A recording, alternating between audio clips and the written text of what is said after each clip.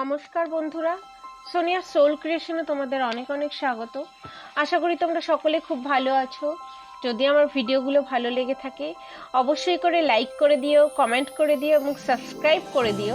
আর সকলের সঙ্গে শেয়ার করে দিও, কারণ তোমাদের একটা লাইক, একটা কমেন্ট, একটা সাবস্ক্রাইব আমাকে অনেক অনেক করে মোটিভেশন দেয় এবং পরবর্তী ভিডিওর জন্য উৎসাহ পাই। তো ভিডিওটা স্কিপ না করে পুরোটা দেখার অনুরোধ রইল। আর কিছুদিন থেকে দেখছি তোমরা কমেন্ট করছো না, তো কমেন্ট না করলে আমি কি করে বুঝবো যে ভালো হচ্ছে না খারাপ হচ্ছে? ভালো হলেও বলো, খারাপ হলেও বলো। তো আজ আমি তোমাদের জন্য যে কবিতাটা নিয়ে এসেছি তার নাম পরিচয়, কবিগুরু রবীন্দ্রনাথ ঠাকুরের লেখা। একদিন তরিখানা নেমেছিল এই ঘাটে লেগে, বসন্তের নতুন হাওয়ার বেগে। তোমরা শুধাইছিলে মোরে ডাকি, পরিচয় কোনো আছে নাকি, যাবে কোনখানে? আমি শুধু বলেছি কে জানে। নদীতে লাগিল দোলা, বাঁধনে পড়িল টান, একা বসে গাহিলাম যৌবনের বেদনার গান। সেই গান শুনি কুসুমিত তরুতলে তরুণ তরুণী তুলিল অশোক।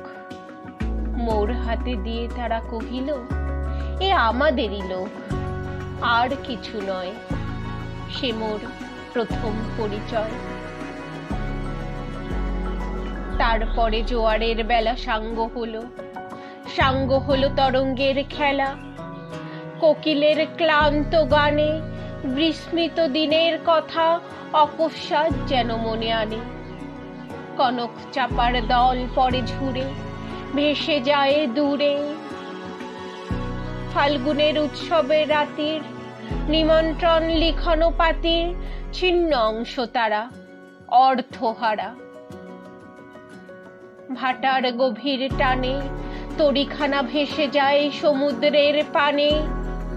নতুন কালের নবযাত্রী ছেলে মেয়ে শুধায়েছে দূরে হতে চেয়ে, সন্ধ্যার তারার দিকে বহিয়া চলেছে তরণীকে।